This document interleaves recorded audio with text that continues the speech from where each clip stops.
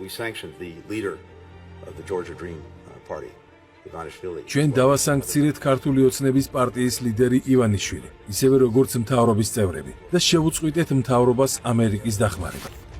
იმ ფონზე, რომ ქვეყნის პატრიოტს და მსოფლიო მასშტაბის ქველმოქმედს სანქციას უწესებს, ბაიდენის ადმინისტრაცია აფრიკელ დიქტატორს თეოდორო ნგუემას მეგობრად აცხადებს. 60 წელია ის ეკვატორულ გვინეას მართავს, 3 მილიონიან ქვეყანას, სადაც ადამიანის გატაცება, სექს ტრაფიკინგი და მკვლელობა ჩვეულებრივი ამბავია, ისევე როგორც ამერიკული სანავთობო კომპანიების პარპაში.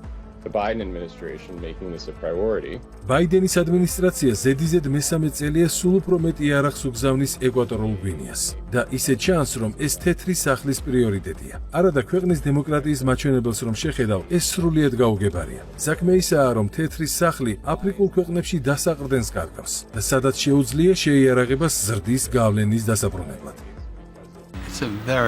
იქ არის ძალიან ბოროტი და კრიმინალი მთავრობა. ძალიან სამარცხვინოა მასთან ურთიერთობა.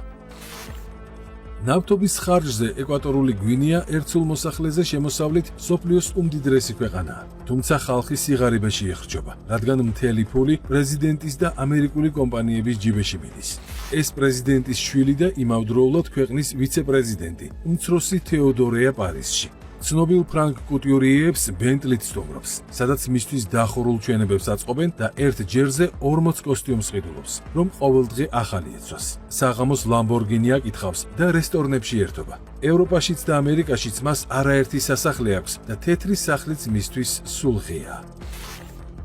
ეს კი მიხეილ სააკაშვილის აპარტამენტებია ნიუ-იორკში, ვილიამსბურგის უბანში, ხედებით მანჰეტენსა და ბრუკლინზე. ერთი პენტჰაუსი $1,200,000 აქვს ნაყიდი, მეორე კი მეზობელ ქუჩაზე 2,5 მილიონად. მასვე ეკუთვნის პენტჰაუსი მაიამის უძვირეს სასტუმრო საუზ-ბიჩში.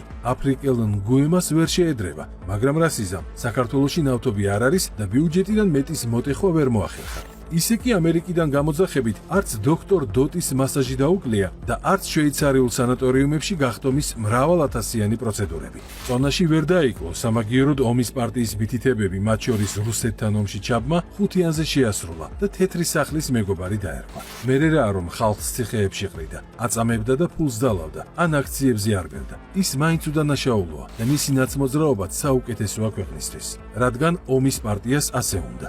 The release of Mikhail Saakashvili on the legal grounds of the Georgian law.